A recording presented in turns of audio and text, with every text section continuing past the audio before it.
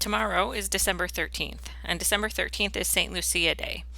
We're all pretty familiar with the Swedish tradition of Saint Lucia, and here on the Augustana campus, we celebrate by having our students learn holiday songs, and in particular learn Sancta Lucia, the Saint Lucia song, and then we hold a Lucia tåg, or a Lucia procession, where the students dress up in costumes, and we have one student dress as Lucia, wearing the crown of candles, and they perform those songs for an audience.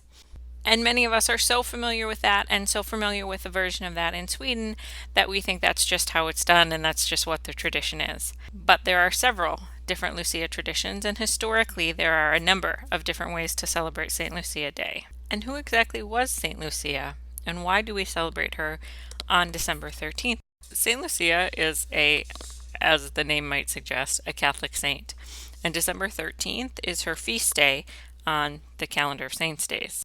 There are several different versions of the legend of Lucia and how she became a saint, but they agree on a few things. First, that she was from Sicily, and next that she died in the year 304 as a martyr for her faith. And the details of her death and what led to her death are the things that vary a little bit.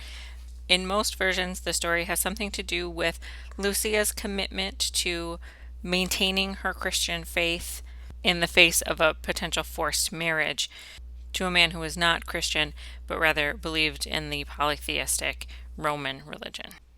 And when Lucia's family, in some stories it's her mother and in others it's her father, insisted that she marry this man, she refused.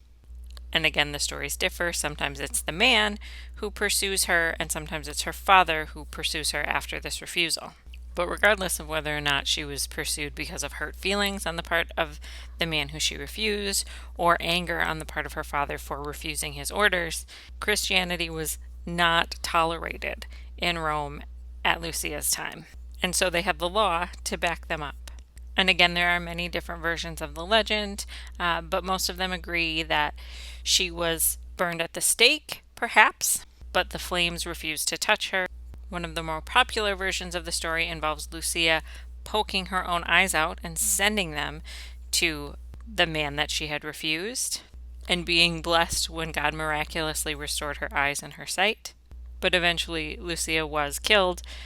Most legends agree that it was by Roman soldiers, some saying she was eventually stabbed in the neck by a soldier, others saying she was stabbed in her side.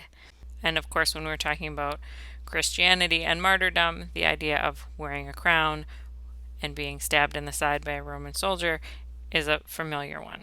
But Lucia's dedication to her faith, her dedication to pursuing a life devoted to God rather than giving in and agreeing to marry a man that she did not want to marry and a man who did not share her faith, makes her a martyr and eventually a saint.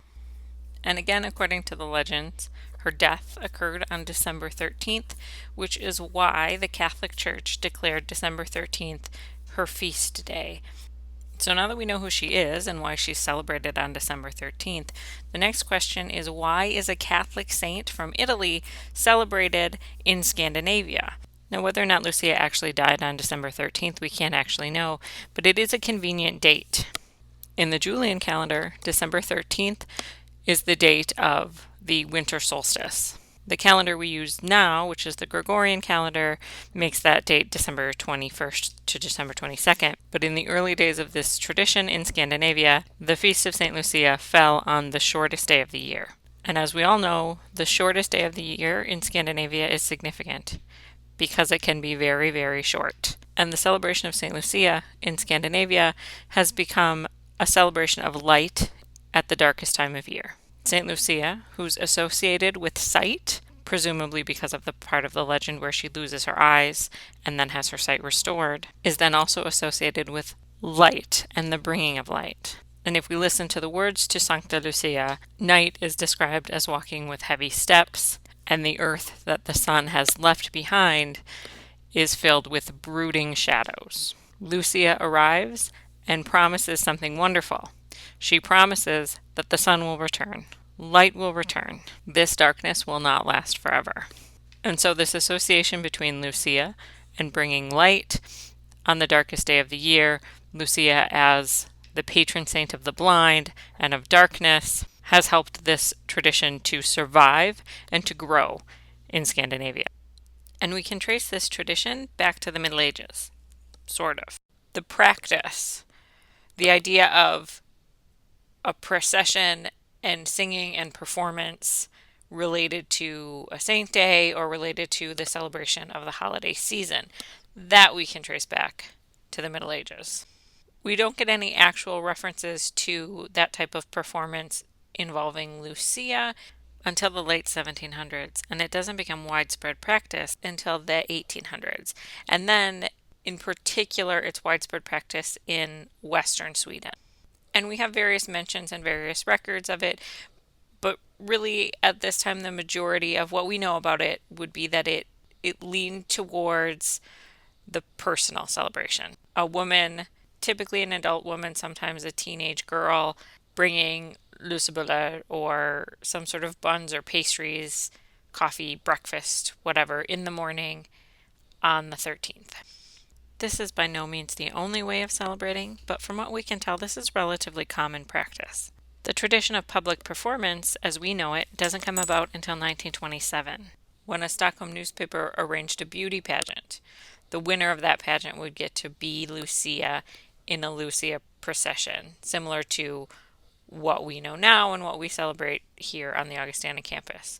In fact, our celebration of Lucia came to our campus in much the same way. Starting in the 1940s, Lucia on the Augustana campus was the winner of a beauty pageant. That's not how we do it anymore. Now we choose our Lucia from our upper class students, those who will be graduating in the next year or two, and those who are interested in participating. It's also become rather common in the last 20-ish years to see male students portraying Lucia in the Lucia tåg. And this has been a little bit controversial. There are some people who feel like Lucia should be a woman, should be a female student. But in fact, we have quite a bit of evidence that early on, Lucia in these sorts of public performance would have actually been played by a male student. So let's go back to the Middle Ages for a minute. The types of processions that I'm talking about were Epiphany processions or celebrations of St. Stephen's Day. In the case of the Epiphany performances, students, and at that time all students would have been male students, dressed up, sometimes as the three wise men, sometimes just in costume, and would process through the town, performing and asking for money. This was a way of raising funds for the students themselves and for the schools. So despite these things being associated with Epiphany and the holiday season, they could get kind of bawdy. The same is true of the Stephan processions, which are, well, it's difficult to call the Stephan processions a procession when we're talking about the medieval version. We include Stephan now in our Lucia processions, but the early Stephan procession or the early Stephan celebration often involved borrowing a neighbor's horse and going on a wild, often drunken ride through town. And eventually these practices faded, but some things, the idea of dressing in costume and doing a holiday performance, remained.